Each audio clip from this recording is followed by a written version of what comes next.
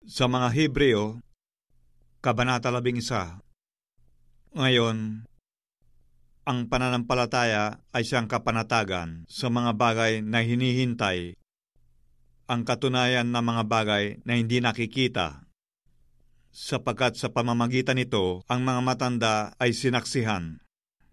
Sa pananampalataya ay natatalastas natin na ang sanglibutan ay natatag sa pamamagitan ng salita ng Diyos. Ano pat ang nakikita ay hindi ginawa sa mga bagay na nakikita. Sa pananampalataya, si Abel ay naghandog sa Diyos na lalong mabuting hain kaysa kay Cain. Sa pamamagitan nito'y sinaksihan sa kanyang siya'y matuwid, na nagpapatotoo ang Diyos tungkol sa kanyang mga kaloob. At sa pamamagitan nito, patay na siya ay nagsasalita pa. Sa pananampalataya, si Enoch ay inilipat upang wag niyang makita ang kamatayan. At hindi siya nasumpungan, sapagkat siya'y inilipat ng Diyos. Sapagkat bago siya inilipat, ay pinatotohanan sa kanyang siya'y naging kalugod-lugod sa Diyos. At kung walang pananampalataya, ay hindi maaaring maging kalugod-lugod sa kanya. Sapagkat ang lumalapit sa Diyos ay dapat sumampalatayang may Diyos. At siya ang tagapagbigay ganti sa mga sa kanya'y nagsisihanap. Sa pananampalataya, si Noe, nang paunawaan ng Diyos tungkol sa mga bagay na hindi pa nakikita, dala ng banal na takot, ay naghanda ng 100 sa ikaliligtas ng kanyang sambahayan, na sa pamamagitan nito ay hinatulan niya ang sanglibutan at naging takapagmana ng katuwiran na ayon sa pananampalataya. Sa pananampalataya, si Abraham, nang tawagin, ay tumalima upang pumaroon sa isang dakong kanyang tatanggaping mana, at siya yumaon na di nalalaman kung saan siya paroroon. Sa pananampalataya, siya'y naging manlalakbay sa lupang pangako, nagaya sa hindi niya sariling lupa, at tumahan sa mga tolda na kasama si Isaac at si Jacob, na mga tagapagmana ng isang pangako na kasama niya. Sapagkat inaasahan niya ang bayang may mga kinasasaligan, na ang nagtayo at gumawa ay ang Diyos. Sa pananampalataya, si Sarah rin ay tumanggap ng lakas upang ipaglihi ang binhi nang lipas na ang kanyang gulang. Palibhasa'y inari niyang tapat ang nangako. Kaya naman sumibol sa isa, sa kanya na tila patay na. Ang kasindami ng mga bituin sa langit sa karamihan, at di mabilang na gaya ng mga buhanging nasa tabi ng dagat.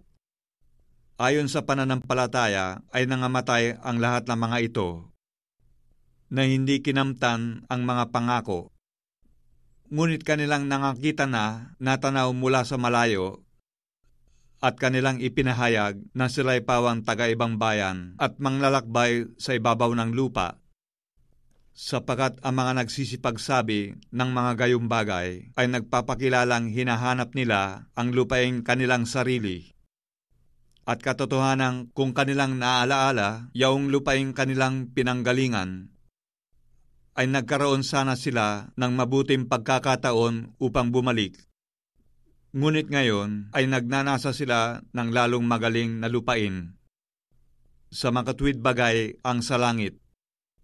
Kaya hindi sila ikinahihiya ng Diyos na tawaging Diyos nila, sapagkat kanyang ipinaghanda sila ng isang bayan. Sa pananampalataya, nang subukin si Abraham, ay inihandog si Isaac. Oo, siyang tumanggap na may galak ng mga pangako ay siyang naghandog sa kanyang bugtong na anak. Sa makatuwid bagay, yaong pinagsabihan, kay Isaac ay tatawagin ang inyong binhi. Naisip na maging sa gitna ng mga patay ay maaaring buhayin siyang maguli ng Diyos.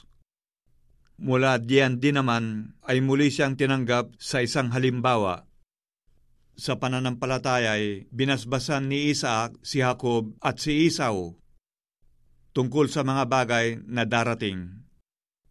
Sa pananampalataya, si Jacob nang mamatay na ay binasbasan niya ang bawat isa sa mga anak ni Jose at sumambang nakatangan sa puno ng kanyang tungkod.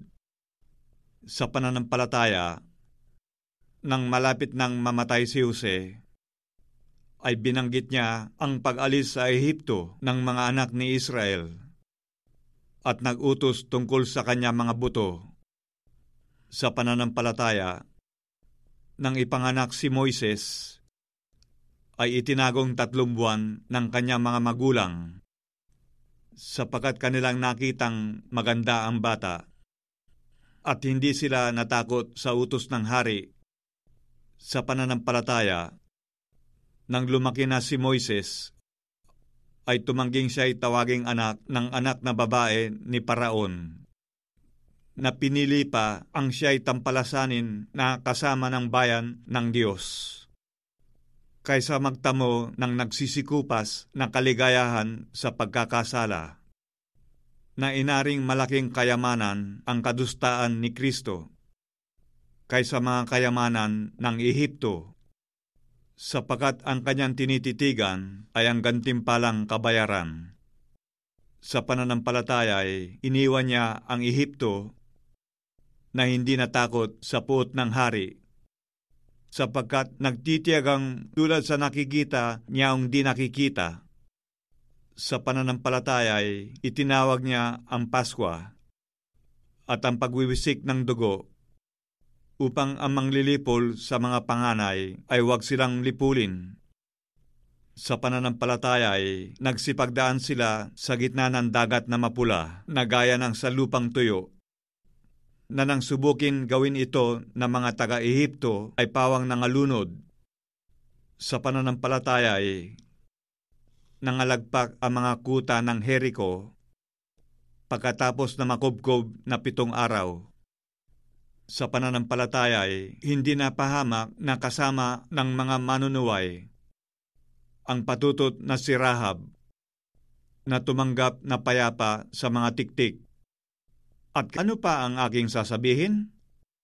Sapagkat kukulangin ako ng panahon kung sasaysayin ko ang tungkol kay Gideon, kay Barak, kay Samson, kay Hepte, tungkol kay David, at kay Samuel at sa mga propeta, na ang mga ito, sa pamamagitan ng pananampalataya ay nagsilupig ng mga kaharian, nagsigawa ng katuwiran, nangagtamo ng mga pangako, nangagtikom ng mga bibig na mga leon, nagsipatay ng bisa ng apoy, nangakatanan sa talim ng tabak, nagsilakas sa kahinaan, naging mga makapangyarihan sa pakikibaka, nangagpaurong ng mga hukbong taga-ibang lupa, tinanggap na mga babae ang kanilang mga patay sa pamamagitan ng pagkabuhay na maguli,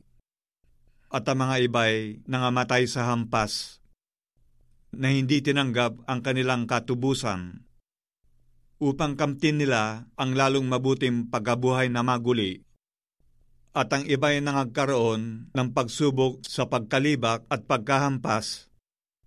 Oo, bukod dito'y sa mga tanikala at bilangguan naman, sila'y pinagbabato, pinaglagari, pinagtutukso, pinagpapatay sa tabak.